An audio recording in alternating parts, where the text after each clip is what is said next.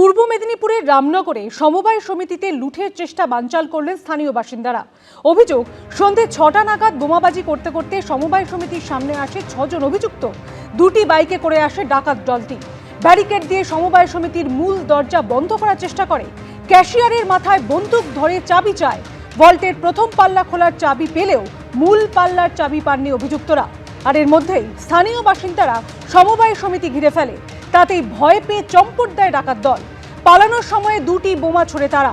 আহত হন 3 জন ব্যাংক কর্মী।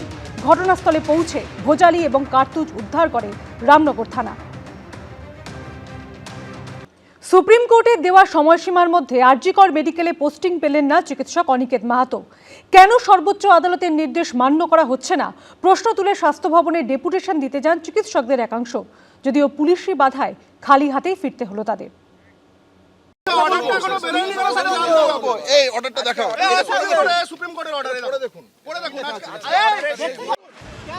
দফায় দফায় কথা কাটাকাটি, ধস্তাধস্তি, চ্যালেঞ্জ পাল্টা চ্যালেঞ্জ।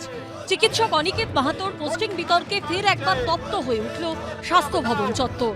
সুপ্রিম কোর্টের নির্দেশ সত্ত্বেও চিকিৎসক অনিকেত মাহাতোকে আরজিকর হাসপাতালে পোস্টিং দেওয়া হচ্ছে না কেন, এই প্রশ্ন তুলে বুধবার স্বাস্থ্য ভবনে ডেপুটেশন দিতে যান অনিকেত মাহাতো, দেবাশিস হালদার সহ চিকিৎসকদের একাংশ। মিছিলে অংশ নেন joint platform of doctors, West Bengal junior doctors forum, Abhaya youth forum ও মেডিকেল সার্ভিস সেন্টারের সদস্যরা। সুপ্রিম কোর্টের রায় মেনে অবিলম্বে ডাক্তার অনিকেত মাহাতোকে আরজিকরে পোস্টিং দিতে হবে। শেষ পর্যন্ত খালি হাতে ফিরতে হলো তাদের। যদি সুপ্রিম কোর্টের নির্দেশিকা একটা রাজ্য সরকার না মানে, তাহলে এই রাজ্য সরকারের তৈরি করা নিয়ম কানুন বাকিরা মানবে কেন?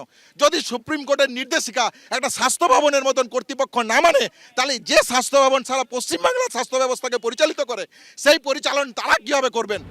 ব্যারিকেড দিয়ে আটকে দেওয়া হয় আন্দোলনকারী চিকিৎসকদের পথ। স্বাস্থ্য ভবনের মুখে হেলথ রিক্রুটমেন্ট বোর্ডের দপ্তরের সামনেই থমকে যায় মিছিল। পুলিশ কর্মী ও আধিকারিকদের সঙ্গে বাগযুদ্ধে জড়িয়ে পড়েন চিকিৎসকদের একাংশ। আধ ঘন্টার উপর চলে চাপানোতরের এই পরিস্থিতি। আপনি রাস্তা আটকে রেখেছেন কেন?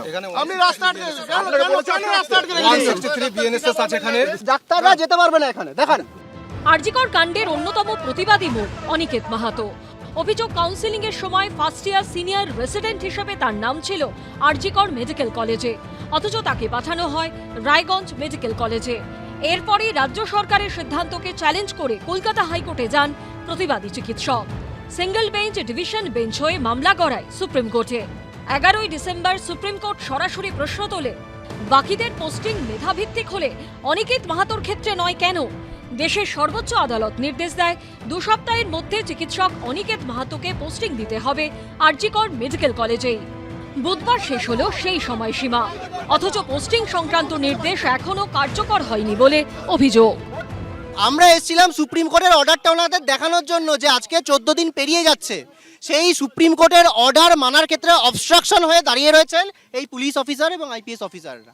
ডক্টর অনিকেত মাহাতোকে আরজিকর মেডিকেল কলেজ হাসপাতালে পোস্টিং দেওয়ার জন্য নির্দেশ দিয়েছিল সুপ্রিম কোর্ট, এবং আজকেই শেষ দিন।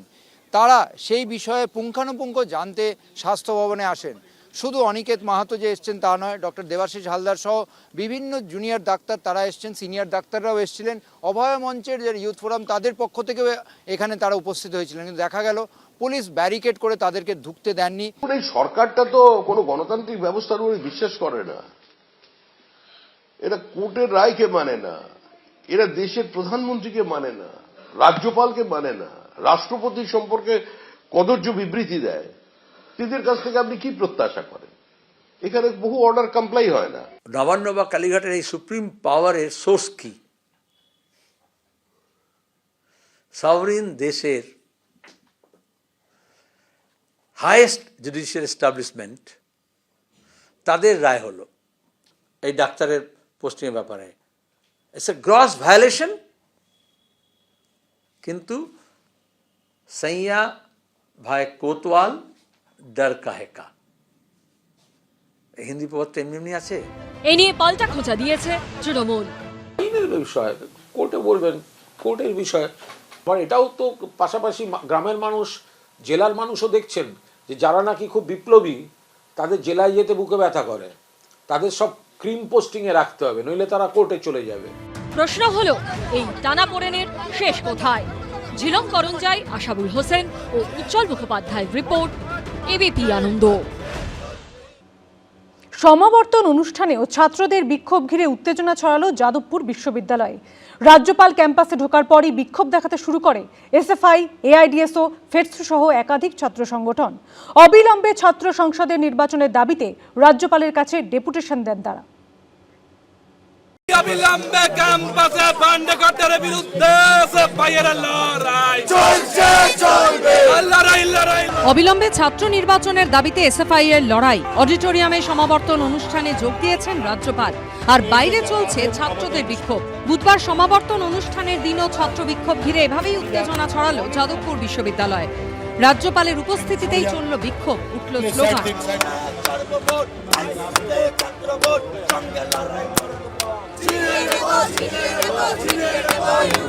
বুধবার যাদবপুর বিশ্ববিদ্যালয়ে 68তম সমাবর্তন অনুষ্ঠান ছিল। অনুষ্ঠানে যোগ দিতে বিশ্ববিদ্যালয় ক্যাম্পাসে পৌঁছন রাজ্যপাল সিভি আনন্দ বোস। তারপরে বিক্ষোভ দেখাতে শুরু করেন এসএফআই এর সদস্যরা। অবিলম্বে ছাত্র সংসদের নির্বাচন, ক্যাম্পাসে নিরাপত্তা সহ একাধিক দাবি তুলে বিক্ষোভ দেখান পড়ুয়ারা।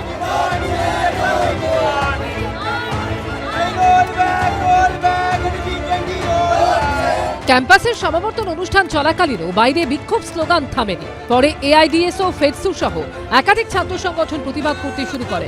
সমাবর্তন অনুষ্ঠান শেষ হলেও বিক্ষোভের জেরে বেশ কিছুক্ষণ আটকে থাকেন রাজ্যপাল। যাদবপুর বিশ্ববিদ্যালয়ে সমাবর্তন অনুষ্ঠানে যোগ দিতে রাজ্যপাল সিভি আনন্দ বোস যখন আসেন ক্যাম্পাসে, তিনি আসার সময় থেকে শুরু হয়েছিল বিক্ষোভ। মূলত সে সময় এসএফআই যারা সমর্থকরা রয়েছেন তারা বিক্ষোভ দেখাতে থাকেন। এবার সমাবর্তন অনুষ্ঠান শেষে যখন রাজ্যপাল তিনি এখান থেকে বের হচ্ছেন, ঠিক সেই সময় এসএফআই এর পাশাপাশি এআইডিএসও, ফেডসু, বিভিন্ন যে ছাত্র সংগঠন রয়েছে যাদবপুর বিশ্ববিদ্যালয়ে, তারা বিক্ষোভ দেখাতে শুরু করেছেন। প্রথমত তো আমরা গাড়ি আটকাইনি, দ্বিতীয়ত হচ্ছে উনি যেহেতু এই রাজ্যের শিক্ষার হেড, তো আমরা তার কাছে আমাদের সুনির্দিষ্ট দাবি নিয়ে এসেছি। সেই দাবিগুলো হচ্ছে এনইপি 20, যার মাধ্যমে শিক্ষা ব্যবস্থাকে ধ্বংস করা হচ্ছে, সেটাকে বাতিল করতে হবে। অবিলম্বে ক্যাম্পাস ডেমোক্রেসিকে রক্ষা করার জন্য অবিলম্বে ইউনিয়ন ইলেকশন চাই, এইটাই হচ্ছে আমাদের দাবি। আমাদের ইউনিভার্সিটিতে বিগত 5 বছর ধরে ইউনিয়ন ইলেকশন হচ্ছে না, এবং আমাদের দাবি হচ্ছে যত তাড়াতাড়ি সম্ভব ইউনিয়ন ইলেকশন করানোটা প্রয়োজন। রাজ্যপালের কাছে তাদের দাবি দাওয়া নিয়ে ডেপুটেশন দেন বিক্ষোভকারী পড়ুয়ারা। The protest is the right of the students, especially in democratic society, pluralistic society. Two problems in Bengal are violence and corruption. It is very unfortunate that the campuses are also not free from this. This is to be viewed very seriously, particularly violence in the campus. Jadavpur বিশ্ববিদ্যালয়ের সমাবর্তন অনুষ্ঠানে গিয়ে রাজ্যপাল হিংসা ও দুর্নীতির প্রসঙ্গ তোলায় শুরু হয়েছে রাজনৈতিক চাপানুতর। সেখানে গিয়ে তিনি যে পশ্চিমবঙ্গ দুর্নীতি, হিংসা ইত্যাদির কথা বলছেন, উনি মনে হয় ভুলে যাচ্ছেন যে পশ্চিমবঙ্গে কাউকে খাওয়ার নাম করে পিটিয়ে মারা হয় না।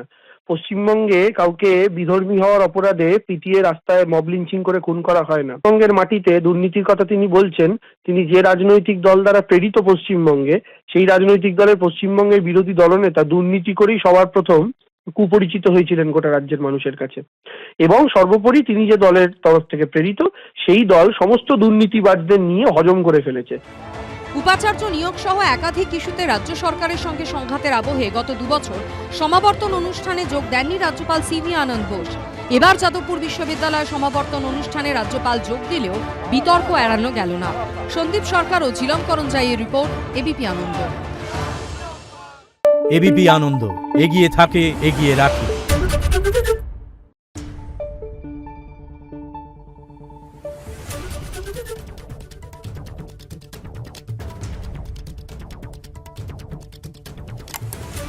Thank you.